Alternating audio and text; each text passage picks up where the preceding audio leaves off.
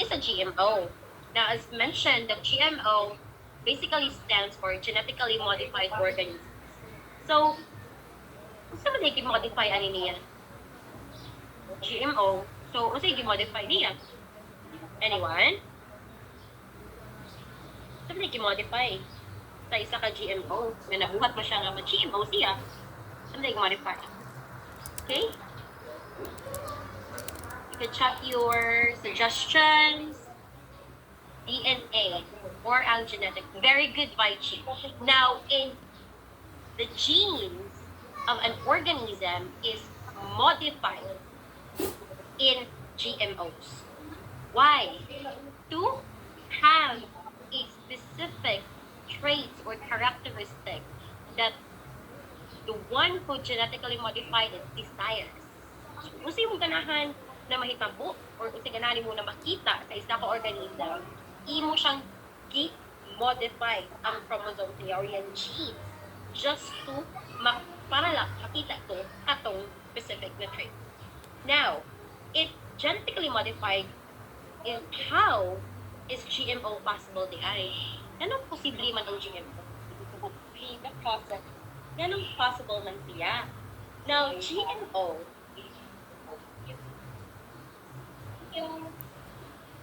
Now, GMO is possible through the process of genetic engineering. Okay, everyone? Genetic engineering. What's genetic engineering? What is it? Now, genetic engineering actually is the process of the recombined DNA or rDNA technology to alter the genetic makeup of an organism. So it's basically taking a part of the gene of an organism, replacing it with another one to create a new organism or new variety of an organism. Okay? Altering its gene. Okay? From altering its gene from the parent. So, katong nakuha niyo na gene sa imong mama o sa imong papa, nag-combine sila, nagbuwaan pa siya ug lain. So, na-alter pa din siya o maanyo. Now, everyone, in genetic engineering, we really don't, we have done this indirectly in the past. How? By controlling the breeding and selecting offsprings with desired traits. Now, kani siya, an intentional siya nag-ibuhat sa ato way back. Yan naman, wala takabantay na it's already genetic engineering. Why? Because we are combining one gene from the parent or the mother and one gene, another from the father. Now, that is another kind of genetic engineering, but indirect. Now, with this combination of genes from other parents, it creates another species. Also, himo siya intentionally to give or to provide a desired phenotype. Kasi ano yung phenotype? A desired phenotype is a siya. Imo siyang mabantayan na create. For example, we have kulot na hair, morena, blue na eyes. Those are traits that can be seen by the naked eye. So, if you are to intention mo na ganahan ka nga, ay, akong anak kay kulot man, ganahan ko kulot og buhok akong anak or blue og mata ang akong anak. So, mangita ka or mangita kag lain or mangita kag pares na makahatag ato ng specific trait hoping na dominant ang katuyahang trait na mapakita niya sa imuhang offspring or mapakita sa offspring na inyong gibuhat. Inyong gibuhat. Now, as technology advances, dili na ang genetic engineering, dili na siya unintentional, but himo na siyang intentional. In what way? So, in genetic engineering, it includes na artificial manipulation, modification, and the combination of DNA. So, i-combine ang DNA sa isa ka giuha ang DNA, ang part sa gene sa isa ka organism, giparisan og lain to create or to modify the organism itself. so that ma-affected ang population or to produce another type of population in the process of heredity and reproduction. So this is only possible through the process of heredity and reproduction. Why? Because if genetic engineering isn't done through heredity and reproduction in the first place, really kita makaka-create of another type of person. So, pareho na tagnaw tanan if walay genetic engineering. So that is the indirect effect of genetic engineering that we don't know of. But now, tinuyok na siya. Now, examples of genetic engineering that is intentional, it includes artificial selection and interventions of biomedical and biotechnological techniques. Now, this is one great example of genetic engineering. Everyone listen up. We have artificial insemination. Now, where can we insert artificial insemination sa atong society? Now, there are people or women who prefer to have child on their own without any partner. So, they magkuha sila og sperm from the sperm bank or mapalit silang sperm that is healthy or naay katong mga desired traits na ilang gusto. And then, if they would undergo a hormonal na kanang treatment para ma-fertile sila, ma-ovulate sila, and then they could insert the semen inside their body para hopefully mag-upgrade ang egg cells sa sperm na i-insert sa body and hopefully fertilizing it, creating another kind of variation sa isa ka organism. But this artificial insemination, nasa siya kaatbang.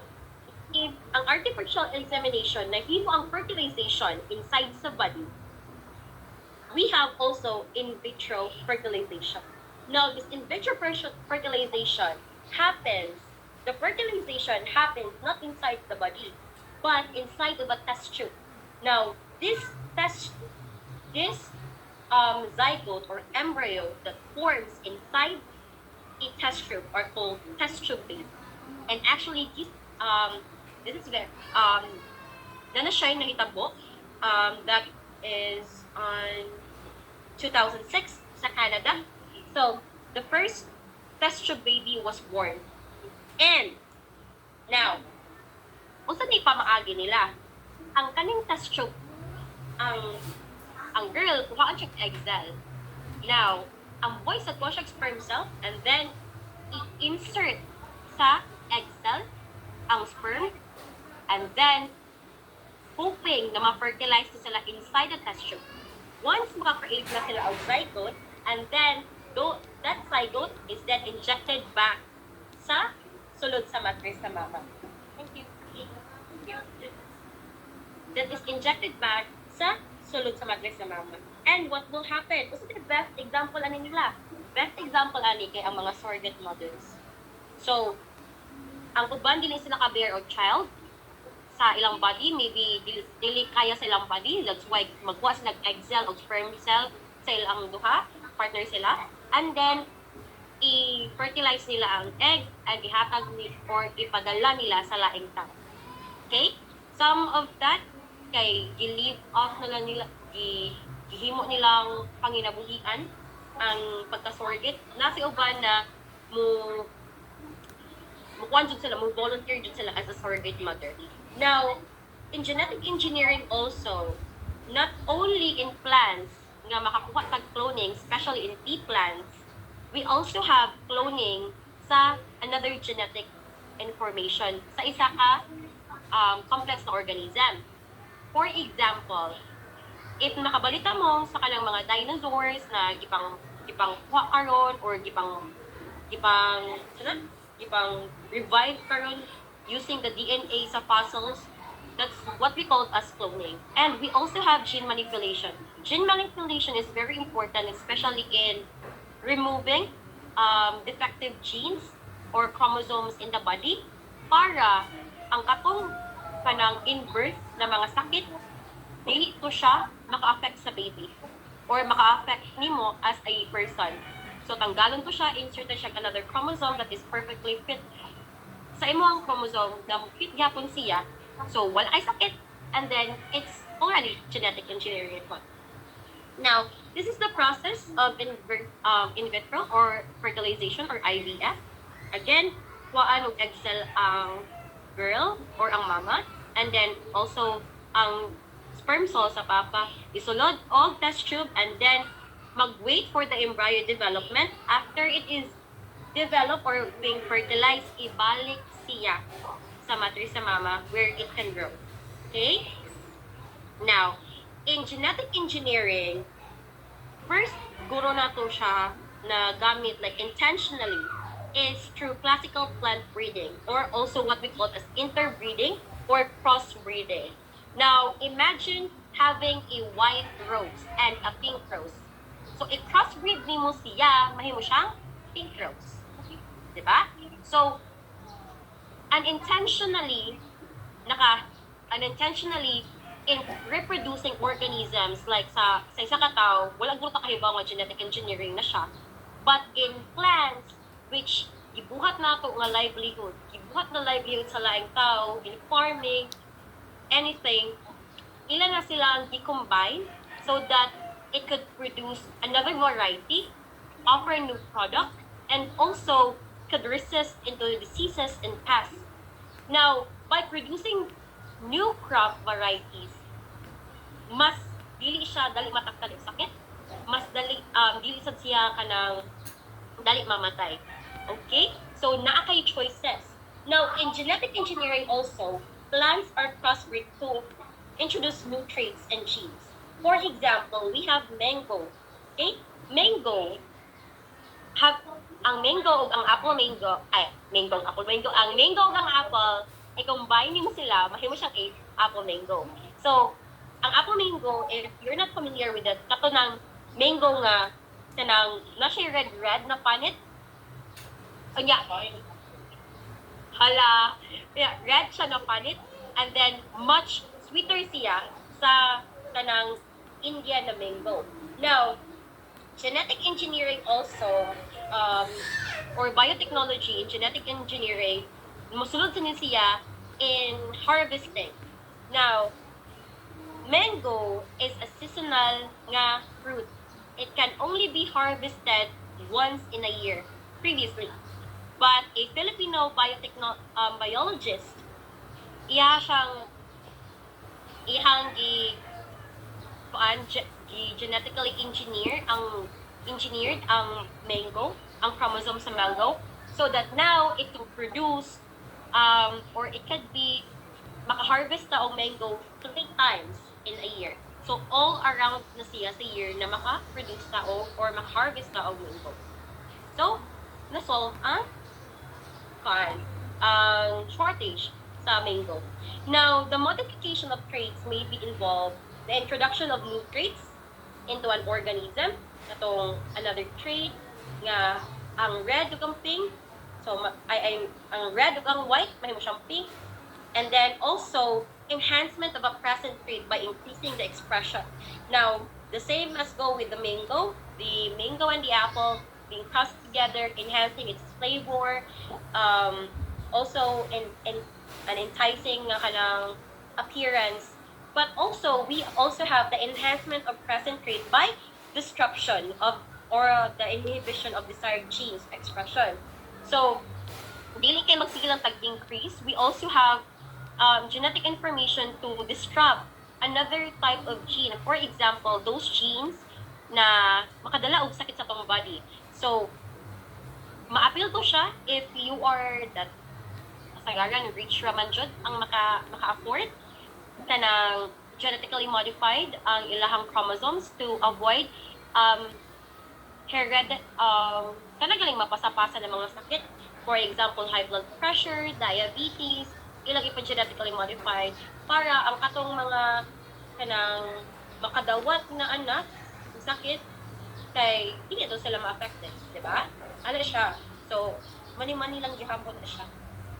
Dili pa siya easily agzagabag. So, how is genetic engineering possible ay process sa genetic engineering? So, everyone, I will be showing you a video, like 1 to 2 minute video lang, a short video on how genetic engineering is done.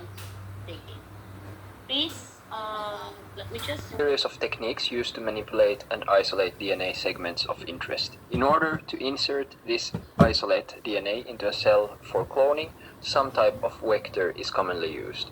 To create such a recombinant vector, a bacteria containing a plasmid and a cell containing the DNA of interest is used. The plasmid from the bacteria is combined with the gene of interest that has been isolated.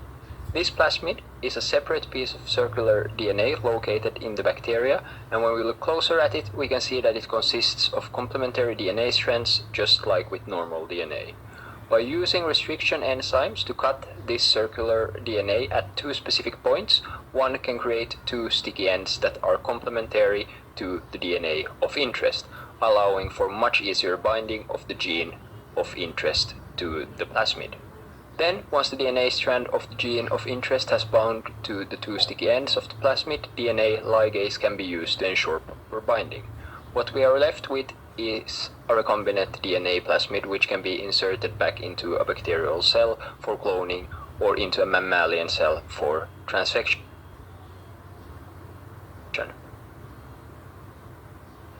Now, it's just a brief explanation how the our DNA being combined or being genetically modified inside sa body sa isang organism. Now, first, I will be providing you a general outline on what would be the process of unsa di ang mahitabo sa isa na recombinant DNA. So, first, it creates the cleavage or a cutting of DNA by restriction enzymes. So the restriction enzyme is the one who cuts or provides a cleavage for DNA. Now, it selects an appropriate vector or vehicle or a host that would propagate the rDNA. Now, once man na siya o select ligation or gluing it together for of the genetic interest from an animal and also the vector from a plastid of a bacteria, i-combine na mo siya together, and then, ano look to? I'm sorry.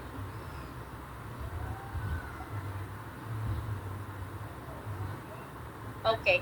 And then, after that, ma-transfer na siya from the recombinant plasmid into the host cell.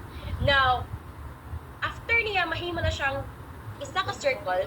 Now, the selection process sa host cell, magsugod na siya and magpili siya o unsa na cell di ay ang nag-contain sa gene of interest. Unsa dito dapat iyang baguhon. And then, after that, if na-identify na galit niya ang katunga gene, it will start the sequencing of the gene to find out the primary structure of the protein. That's genetically engineering your chromosomes or your gene. Okay? So, dito na magsugod ang pagtanggal sa mga defective genes sa inyong body. Sa isa ka body, sa isang organism. Kaban, ha? Now, what ways di ay ang plasmid mahimo or ma-introduce siya sa host organisms? In different organisms, there are ways on how plasmids di ay are being introduced. Now, in plant tissues, we have biolistics. Now, in biolistics, it's typically a gene gun used to fire DNA-coated pellets to the plant tissues. So, specifically sa plants lang dyan siya mahitabo. Because in bacteria, we also have heat shock treatment. So, in bacteria, the plasmid, ang gene mo undergo siya o sudden shock sa heat or sa temperature, sudden rise sa temperature, and then i-insert din niya ang gene niya po. Now, if we have heat shock treatment sa bacteria, in mammalia naman or in mammals, we also have electroporation. Now, electroporation works the same as heat shock treatment. But instead of temperature, maggamit ta og electric shock. So triggerig siya. So, magamit ng electric shock and then freezing the membrane pores or opening it, inserting the genes or the plasmids in the genes. Okay? Now, everyone, bubura kayo ta. Bubura kayo itong topic today. So, kindly screenshot this activity For the general directions on a 1/2 crosswise, you copy and answer the following questions. For activity 2.1, I have a specific direction for this. You determine which technologies are most appropriate for which cell types. So, if sa plant cells, unsa galit ang gamiton, and sa electroporation, unsa na cell type ni siya, kanang effective. Okay? And introducing the plasmids. So, this is 1/2 crosswise. And then for activity 2.2, research the pros and cons of genetic engineering and answer the following guide question below. So, a minimum of 5 pros and 5 cons of genetic engineering. And you answer the guide question, which is, what is your opinion in genetic engineering? Note, everyone, that you need to support your opinion with facts and include issues of biosafety. Okay? You need to cite your sources. In-text citation atong gamiton. Wala siya. Okay? Now, will be also written sa 1/2 crosswise. So, you will be passing 2 papers sa ACOA. And I will be posting the PPT sa atong Google Classroom this afternoon. Okay? Because we will be having another topic na next meeting. Any questions?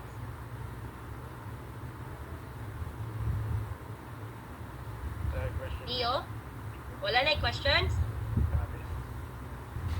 Yeah. What's your question? When it pass face. Pass siya face-to-face class na to. That would be on Wednesday. If wala ako na sayo. MS, take MS. Okay. Any other? Wala na? Naka-screenshot ra sa activity, everyone. Tara, okay na? Sige. I will be stop sharing now. I'll stop sharing my screen.